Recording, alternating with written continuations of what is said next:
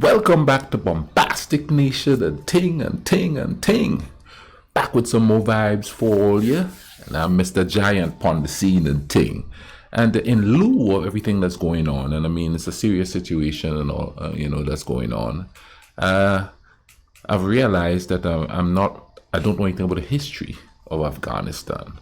So I decided to watch it, and we should watch it together. You know what I mean? Because I want to understand the people, so I could try to understand where we are, understand the people to try to understand where we are. Not so much the governments, because they're gonna do what they're gonna do anyway. The people, their origins and stuff like that. So this one is called History of Afghanistan Summarized. We're going to watch that one tonight, and I want to thank you all for the suggestions. Thank you all for commenting. Love the comments, whether it be critical or good comments, for lack of a better term. Thank you all very much. I really, really love doing this. And sometimes I have, good conversations there with people. I also have an email address up there. You all can contact me through my email. I think it's evostick@gmail.com. I'll put it in the description so that you guys could email me if need be. Some of you already have, and thank you for emailing me and letting me know that this is going on, that is going on, that I need to fix. If you haven't noticed, I'm working on the lighting, and the lighting is way better. I'm having so much fun doing this. You all don't understand. You know what I mean? I'm having fun watching the history videos, but I'm also having fun figuring out the lighting and the sound and all that stuff. That it's relatively new to me, so I like learning stuff. Point blank, period. But anyway, let me not babble on too much. Let's get into the history of Afghanistan here, so we could kind of understand the region a little bit more. Okay, let's YouTube and simmer.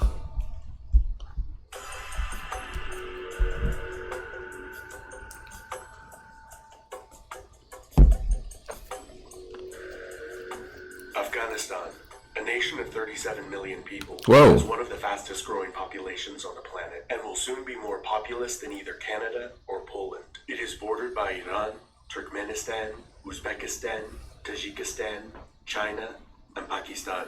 Afghanistan is located at the strategic crossroads that has connected Iranian, Central, and East Asian civilizations to India. It is one of the most mountainous countries in the world. However, it is also home to a vast network of rivers and fertile valleys, carved out by the massive snowmelt flowing from the Hindu Kush and other mountain ranges which envelop the country. More than 4,000 years ago, the farmers of this region began to urbanize. Little is known about these first ancient city-states, other than that those in the north, in the land that became known as Bactria, were culturally connected to Central Asian peoples, while those in the southeast were heavily influenced by the Indus Valley civilization, with some of the cities there likely being founded by colonists from the south. However, until more archaeological work is done, Afghanistan's ancient past will remain largely mysterious. Even Kabul, the current capital of Afghanistan, is likely to have been near continuously inhabited for more than 3,500 years, with the exact origin and people who built it unknown. Sometime during the 7th century BC, the Medes, a northern Iranian people, were the first to conquer and unite this land under their rule, which lasted approximately a little over a century. They were overthrown by the closely related Achaemenid Persians, who divided the empire up into satrapies, or provinces. By the time of the conquests of Alexander the Great, Persian people, language, culture, and religion were prevalent in what is now Afghanistan, with sizable Buddhist and Greek minorities who the Persians Buddhist and Greek. Interesting. in the preceding centuries. Alexander faced some of the most formidable resistance of his conquests in Bactria, which is likely the primary reason he married the Bactrian princess Roxana, with whom he had a son, also named See, even Alexander had issues conquering much them. of the Bactrian nobility and people, and access to India through the strategically important Khyber Pass. Alexander also founded several Greek colonies in the region that later became important political, commercial, and military centers. Okay. The Macedonian general Seleucus and his descendants ruled over much of the eastern portion of Alexander's empire in the years following his death at the age of 32. Control over Bactria and the Indus River Valley was tenuous at best. Before 300 BC, Much of this territory had been lost to the Indian Mauryan Empire of Chandragupta. In the peace that followed the war between the two empires, Chandragupta married Seleucus's daughter and gifted his father-in-law 500 trained war elephants, which he used to great effect in his wars in the west. Not long after, the Greek cities of Bactria overthrew Seleucid rule, establishing a wealthy kingdom that controlled much of the land trade to and from China and India. They were able to withstand a major Seleucid invasion and a nearly 3-year-long siege of their capital city of Balkh, causing the exhausted Seleucids to sue for peace. Over the next 2 decades, the Seleucid Empire was also greatly weakened by the rise of another one of their former vassals, the Arsacid Parthians. In the southeast, the Mauryan Empire collapsed. The Greco-Bactrians were then able to effectively fill much of the power vacuum left by these two empires. But their success was halted by internal division, as much of the army was in India, expanding Greco-Bactrian territory. The king was overthrown by a usurper, splitting the empire into 2 kingdoms, which both experienced several decades of relative stability and prosperity, and the flourishing of a culture that was a unique amalgamation of Greek, Iranian, Indian, and other Central Asian cultures. After the Greco-Bactrians suffered a series of severe military defeats by the Parthians, they were overrun by successive waves of nomadic invaders. The most powerful of these tribal confederations were the Uz and the Saka, or Scythians, who established control over the lower Indus Valley. The Uz settled in Bactria and largely assimilated with the local people over time. After the waves of nomadic invasions calmed down to some extent, the Parthians then conquered much of the east. You see the mixing that's going on there? I wonder how much resistance they had back then for the mixing that's going on, you know. But that stuff is inevitable, man. As time goes on, people are gonna mix. It's just so inevitable. I don't know why people think that they could put up a fight and keep pure of a ethnic group. Because humans are gonna be humans and they're gonna vibe up, you know? But let's continue with this here.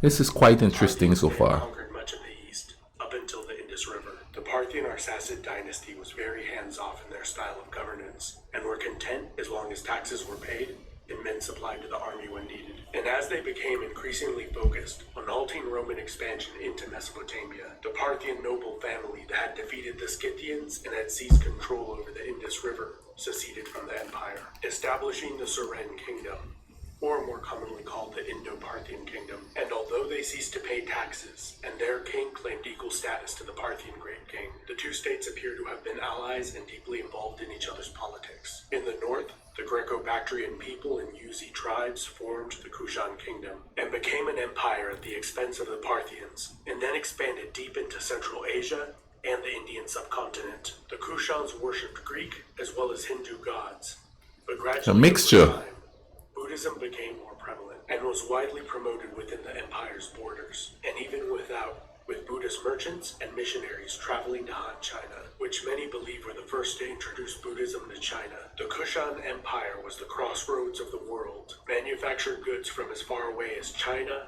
Rome, and Aksumite. So they were like a superpower back then. Cities of the Kushan Empire. In the west, the Parthians succumbed to internal infighting, which allowed the Sassanid Persians to overthrow them, viewing themselves as the re-establishment of the ancient Achaemenid Persian Empire that Alexander had toppled. The reinvigorated Persians successfully campaigned to the north, south, east, and west, quickly overrunning the Wow. Kushan Empire, and established the Kushan Shahs as vassal kings of a greatly diminished territory, and were gradually stripped of their military and administrative power. During the intermediate period of Sasanian decline, the nomadic Kadarites and then Hephthalites gained control over the eastern portion of the empire, and like the Uzi before them, they largely adopted much of the local culture before being reconquered by the Sasanians. It was during Sasanian rule that the first recorded instance of the term Afghan was made in reference to the people inhabiting the indigenous eastern provinces of the empire, and is likely derived from the Pashtun ethnic group, which is the largest in Afghanistan.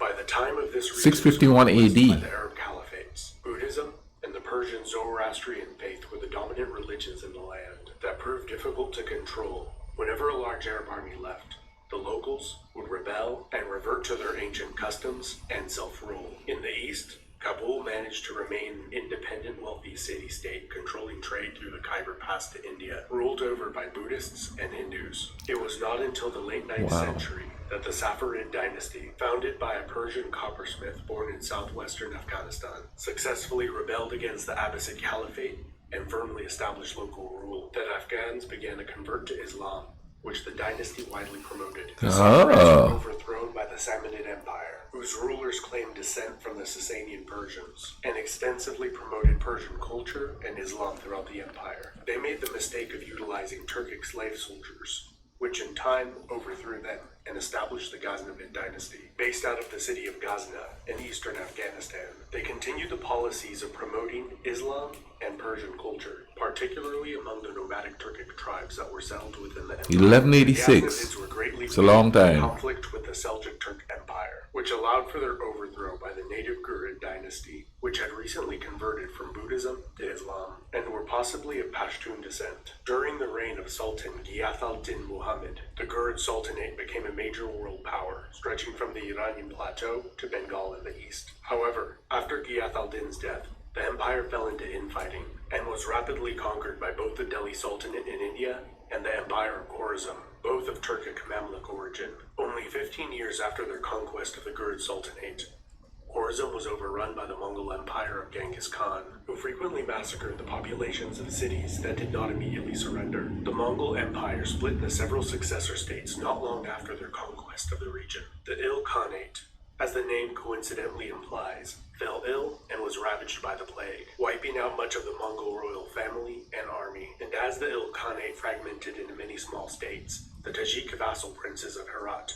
established a sizable kingdom for a short time. All of these small states were conquered by the Turco-Mongol warlord Tamerlane, who inflicted even greater slaughter and destruction throughout the Near East than the Mongols had done a few generations before. Timur frequently used Afghanistan as his base of operations, and his descendants moved the capital from Samarkand to Herat. The century following Timur's death began with peace and prosperity and ended with internal strife and civil war, with its territory being lost to the Uzbeks in the north, the Safavid Persians in the west, and in the southeast the emergent Mongol Empire, which would go on to conquer most of India, claiming descent from Timur and Genghis Khan. Throughout the 17th century, Afghanistan became a largely autonomous buffer zone between the powerful Safavid and Mongol empires. Have you noticed in those early times, the same names keep coming up? Alexander the Great, Genghis Khan. It's like they played a pivotal role in whatever was happening in the history of those places. It's crazy. 1709, the Pashtun Hotak dynasty successfully rebelled and established a short-lived empire by conquering a great deal of Iranian territory. The Safavid Empire was overthrown by the soldier of fortune Nader Shah. He was the son of a common herdsman and one of the most brilliant military strategists ever to have lived. He reconquered Afghanistan and defeated Ottoman and Mughal armies, but his reign was brought short when he was assassinated at the age of 48. One of his cavalry commanders, Ahmad Shah Durrani, was a Pashtun and returned to his homeland, where a Pashtun tribal confederation selected him as their leader. He used his military experience to great effect, conquering those cities that did not join his cause in Afghanistan. And during his long 25-year reign, he successfully campaigned in India 3 times against the Marathas and Mughals, and even sacked their capital city of Delhi in 1757.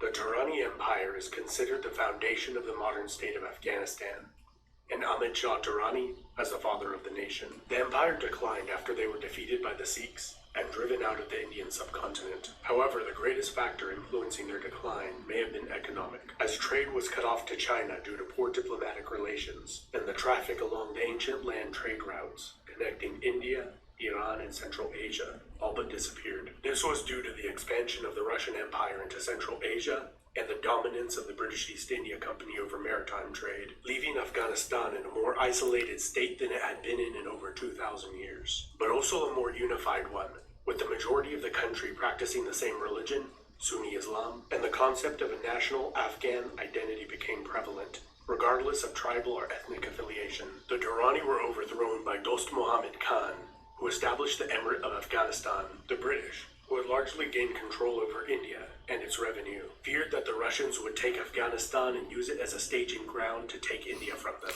So yeah, way back then they were in there already. Russia is in there. Durrani king on the throne, who was widely disliked. After encountering minimal resistance to their conquest and occupation of the country, The British withdrew most of their troops back to India. The remaining British occupying force was then ambushed and was almost completely slaughtered as they attempted to retreat from the country. In an event that shocked Great Britain and the Western world, the Afghans then reinstated Dost Muhammad Khan on the throne of the country. Nearly 4 decades after the first invasion, the British invaded again. A peace was concluded after both sides suffered. Man, everybody's invading that place. British protectorate, with the Afghans maintaining complete self-rule and the British handling their foreign affairs, which they didn't do too much of anyways. Namely, no cadoodling with the Ruskies. 40 years later, in a third Anglo-Afghan war, 120,000 Afghans invaded India. After a few brief clashes with the British, a treaty was made where Afghanistan would be internationally recognized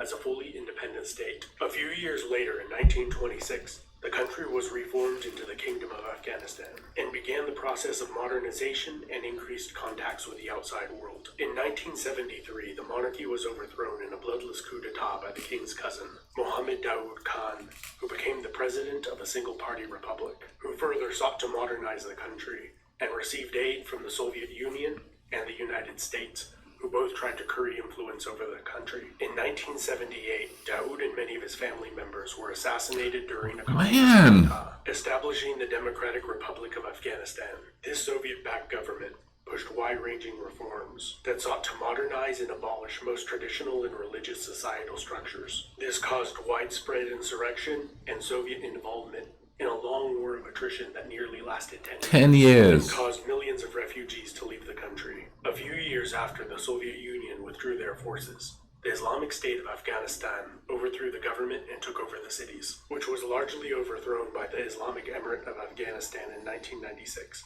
which established a totalitarian rule. They were removed from power 5 years later by U.S. coalition forces and the Northern Alliance, and established the Islamic Republic of Afghanistan in 2004. Let me know in the comments of what you believe the future holds for Afghanistan. Also, let me know in the comments of what you found most interesting about Afghan history. This has been Epimetheus. Remember to subscribe and hit the bell icon to get notifications whenever I make new content like this. And a big Wow. England, the US, Russia, everybody was in there. And it's been going on forever. Talk about no peace.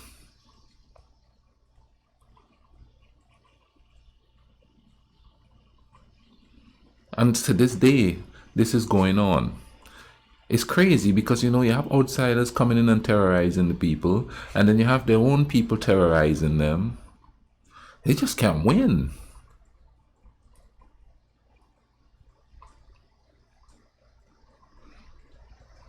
Here we are, man. Anyway, I'm gonna leave a link in the description for this video so you guys could go watch it without me babbling and making those noises when I see certain points of it.